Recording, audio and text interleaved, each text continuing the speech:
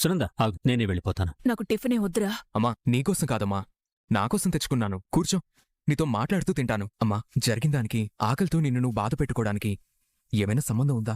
అదే ఆకలి బాధని పోగొట్టగలదా అని. అది నాకు తెలీదురా. నాకైతే తట్టుకోలేనంత కోపం, మోయలేనంత బాధ ఉన్నాయి. అర్థం చేసుకోగలనమ్మా. ఇగో ముందు టిఫిన్ తిను. నీకోసం అన్నావు కదా, నువ్వు తిను. నాకైతే వద్దు. అయితే నిన్నొకటి అడుగుతాను, చెప్పమ్మా. అడుగు. నేను కడుపులో ఉన్నప్పుడు నాకు ఆకలేస్తుందని నీకెలా తెలిసింది? బిడ్డ ఆకలి తల్లికి తెలీదా? అంటే ఒకవేళ నీకేదైనా కోపం వస్తే భోజనం మానేసేదానివా అప్పుడు? లేదు, నీకోసమైనా తినేదాన్ని. అమ్మవి కదా, అంత ప్రేమ ఉంటుందిలే. మరి నా ఆకలి కోసం నువ్వు తింటే నా ఆకలి ఎలా తీరిపోయిందమ్మా?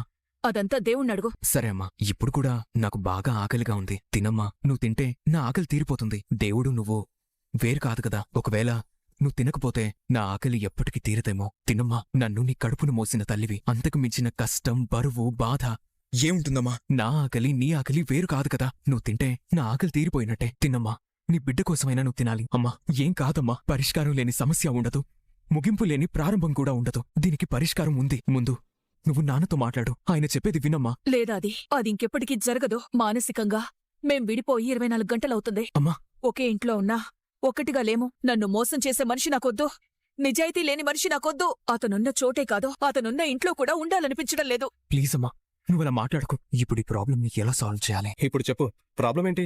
ఏం ప్రాబ్లం? అదే నిన్న మా అక్క బర్త్డే పార్టీలో నుంచి సడన్ గా ఆంటీని తీసుకుని నువ్వు వెళ్ళిపోయావు కదా, రీజన్ ఏంటి అని అడుగుతున్నాను. హలో మిస్టర్ రోమియో, మా అమ్మ నేను తీసుకువెళ్ళిపోలేదు.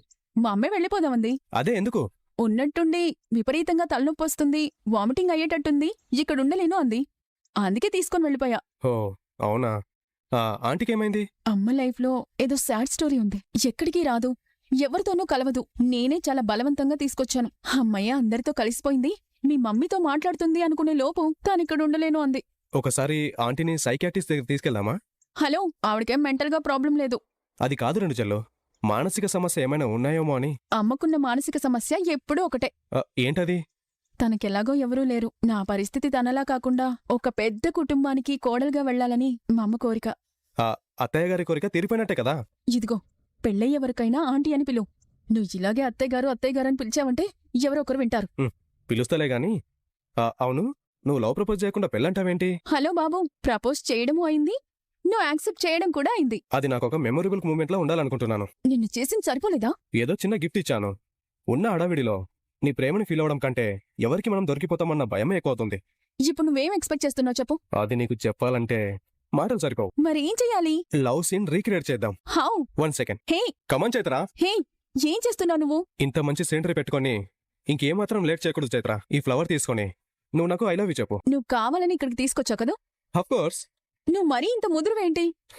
ప్రేమ అనేది వింటర్ సీజన్ లో కూల్ వాటర్ లో దూకడం లాంటిది. నిండా మునిగాక చెలంటి అంటారు కదా, ఇది అలాంటిదే. ఒక్కసారి ప్రేమలో మునిగిపోయిన తర్వాత లవ్వర్ తప్ప మన కంటికి ఏమీ కనిపించదు. ప్రేమ గుడ్డిది అంటారు, ఎందుకేనేమో. ముందు నాకైతే ప్రపోజ్ చేయమ్మా. నువ్వు నన్ను మరీ ఇలా తయారు చేస్తున్నావేంటయ్యా బాబు. ఒక్కసారి ప్రేమలో పడిన తర్వాత మనకంటూ మనకి మిగిలిందేమి ఉండదు రెండుజల్లు. ఓకే మిస్టర్ రోమియో, ప్రపోజ్ చేస్తాను చూడు. I love you. సారీ, నేను ఎవరిని ప్రేమించాలనుకోవట్లేదు. ఓయ్, నా లవ్ ని యాక్సెప్ట్ చేయాలి కదా నువ్వు. యాక్సెప్ట్ చేసేంత ఫీల్ నీ లవ్ లో ఏం లేదమ్మా. అంటే ఫీల్ తగ్గిందంటావు. అదే కదా నేను చెప్పేది. సరే ఇప్పుడు చూడు, ఇన్ని సంవత్సరాలు మా అమ్మ కోసమే బతికాను. నాకంటూ ఒక ఇష్టం, నాకంటూ ఒక నిర్ణయం, నాకంటూ ఒక జీవితం ఉంటుందని నిన్ను చూసే వరకు నాకు తెలీదు. నేను మనసు పడింది, ఆశపడింది నా అర్హతకి మించిందైనా ఆ క్షణం నాకది తెలీదు. ఆ రోజు హాస్పిటల్ నుంచి నువ్వు వెళ్ళిపోతుంటే నా నుంచి నేనే వెళ్ళిపోతున్నట్టు అనిపించింది. నన్ను నేను ఎలా వదిలేసుకోవాలి? ఒకటే జన్మ, ఒకటే మనసు, ఒకటే ప్రేమ, అది నీతోనే, నీతో కలిసి బతకాలని ఆశపడుతున్నాను. నీ పక్కన నిలబడ్డానికి కాస్త చోటిస్తావా? నువ్వు నిలబడ్డానికి నా పక్కన కాదు, నాలోనే చోటిస్తానని ఇంతకంటే గొప్పగా నేను చెప్పలేను Chaitra. I love you so much రెండుజల్లు. రెండు జడ్లేంటి? అలా పిలవడం ఇంకా మానవా? నిన్ను ప్రేమించిందే నీ రెండు జడలను చూసి. అవునా? అవును రెండుజల్లు, చూడు ఎంత బలంగా ఉన్నాయో. ఎప్పుడైనా పొరపాటులో మన ప్రయాణంలో కారు ఆగిపోయిందనుకో, ఈ రెండు జల్లు కారు కట్టి లాక్కపోవచ్చు, అంత బలంగా ఉన్నాయి. నిన్ను ఏమే పతాలు, మనం చెప్పిందంతా బిడ్డ అల్లునితో చెప్తాదంటావా? ఖచ్చితంగా చెప్పదయ్యా. మరి ఎట్లనే? గీ ముచ్చట్లన్నీ ఫోన్లు కాదులే కాని మనమే సీదా అల్లుడితానికి పోయి గీ విషయం మాట్లాడదాం. గప్పుడే మన బిడ్డ కన్నవాళ్ల గురించి తెలుస్తది. పోదాం పాయ్యా. ఇలాంటి ఆలోచన చేస్తారనే నేనే వచ్చానమ్మా. బిడ్డా, అరే ఏంది నాయనా గిది? మీకెన్నిసార్లు చెప్పినా నా కన్నోళ్ల విషయం మర్చిపోరా? ఎక్కడుంటారో ఎట్లుంటారో తెలివనోళ్ళ గురించి మీకింత తాపత్రయమేంది? ఎందుకు మీరింత ఆగమైపోతుర్రు? అసలు నా కన్నోళ్ళెవరో తెలియకపోతే వచ్చిన నష్టమేంది? ఉంది బిడ్డా, నీ కన్నవాళ్ళెవరో తెలుసుకోవాల్సిన అవసరం ఉంది. ఎందుకమ్మా? ఎందుకంటే నిన్ను ఆ ఇందమ్మ కన్నవాళ్ళెవరో తెలియని అనాథ అంది. గా మాట విని నేనెంత బాధపడ్డానో తెలుసా? ఇందమ్మ మాటలు పట్టించుకుంటారా? ఆవిడ ఎసువంటిదో మీకు తెలవదా? బిడ్డా ఈ రోజు ఆ ఇందమ్మన్నది, రేపు ఊరంతా అంటారు నువ్వొక అనాథా అని. ఆ మాట విని మీకు గిట్లనే బాధపడుతుండాలా? చెప్పు బిడ్డా చెప్పు. ఏంది నాయనా మీరు గిట్ల సోచేస్తుర్రు? బుద్ధి లేకుండా ఎవరో ఏదో అనిరని నేను అనాథనెట్లయితా? చిన్నప్పటి సంధి నన్ను కన్న బిడ్డలా పెంచుకున్న మీరున్నారు. జీవనతో సమానంగా చూసుకునే జ్యోతమ్మ, సూర్యబాబు ఉన్నారు. నా మెడలో తాళి కట్టి నన్ను ఎంతో ప్రేమగా చూసుకునే నా భర్త ఆదిత్యబాబున్నారు. కోడల్నైనా కూతుర్లా ఆప్యాయంగా చూసుకునే అత్తామామ ఉన్నారు. నా మరిది, నా కోసం ప్రాణాలిచ్చే బండసీను ఇంతమంది ఉండగా నేను అనాథనెట్లవుతా? నువ్వన్నవన్నీ కరెక్టే బిడ్డా, కాని ఎంతమంది ఉన్నా కన్నవాళ్ళకి సాటయితారా? కన్నవాళ్ళెవరో తెలవనప్పుడు వాళ్ల గురించి ఆలోచించడం కరెక్ట్ కాదు అంటున్నానమ్మా. కదేంది బిడ్డ నువ్వు అట్లాంటావు? నీ కన్న తల్లిదండ్రుల గురించి అల్లుడు గారికి తెలుసు. అల్లుడు గారే మాతో చెప్తామన్నారు. మేం వాళ్ళు ఎవరని అడిగితే నీ పుట్టినరోజు నాడు చెప్తా అన్నారు. కానీ పుట్టినరోజు రోజు ఆఫీసులో ఏదో గడిబిడైందని మాకు చెప్పలేకపోయినరు. మరీ ఇంత అమాయకులేంది నాయనా మీరు?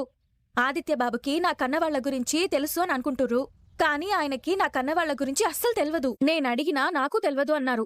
వాళ్ల గురించి తెలుసుకునే ప్రయత్నం చేసుండొచ్చు, తెలుసుకోలేకపోయుండొచ్చు. గంతెందుకు నాయనా, ఆదిత్యబాబుకి నా అసలు తల్లిదండ్రుల గురించి తెలిస్తే కట్టుకున్న భార్యని నాకు చెప్పరా? మీరే సోచాయించండి. తెలియని వాళ్ల నా కన్నవాళ్ల గురించి ఆయన్ని ఎన్నిసార్లు కలిసినా, ఫోన్లో ఎన్నిసార్లు మాట్లాడినా ఉపయోగమేముంటుంది?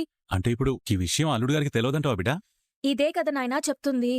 ఆయనకి తెలుసుంటే నా కన్నవాళ్లెవరో నాకు చెప్పేవారు కదా, చూపించేవారు కదా. ఇద్దరికీ చెప్తున్నాను, ఇంకొక్కసారి ఆదిత్యబాబుని ఈ విషయం గురించి మాట్లాడ్డానికి కలవద్దు. ఫోన్లో మాట్లాడినా నా కన్నవాళ్లు ఎవరు, ఎక్కడున్నారు, ఎలా ఉంటారు, వాళ్ళని తీసుకురావాలి అని ఇలాంటి ఆలోచనలన్నీ చేస్తూ మీరు బాధపడినా నేను ఊరుకోను. అసలే ఆయన కొన్ని సమస్యలతో బాధపడుతుర్రు. ఆ విషయం మీకు కూడా తెలుసు కదా. ఆయనని ఇబ్బంది పెట్టొద్దు. ఉంటాను. బిడ్డా అప్పుడే పోతావా? జరంతసేపు ఉండ్రాదు. లేదమ్మా, జ్యోతమ్మతో కొన్ని విషయాలు మాట్లాడాలి. మళ్ళొస్తాను. ఉంటానాయనా. కాదేందే పద్దాలు అల్లుడు గిట్ల చేసిండు. అల్లుడేం సేలేదయ్యా, మన బిడ్డే అన్నీ చేస్తా ఉంది. బిడ్డకెందుకో తన కన్నవాళ్ల గురించి తెలుసుకొనుడు ఇష్టం లేదయ్యా. ఎవరైనా చిన్నప్పుడే దూరమైన కన్నవాళ్ళెట్లుంటారో వాళ్ళని కలవాలని తాపత్రయపడతారు. కాని మన బిడ్డను చూస్తుంటే అట్లా అవపట్లేదయ్యా. మరిప్పుడు మనం ఏం చేద్దామే? ఏం లేదయ్యా, అల్లుడుగారు సమస్యల్లో ఉన్నారు కదా, ప్రస్తుతానికి దీన్ని వాయిదా వేద్దాం. కొద్ది రోజులైనాక నెమ్మదిగా అల్లుడుగారిని అడుగుదాం. గంతేనంటావా?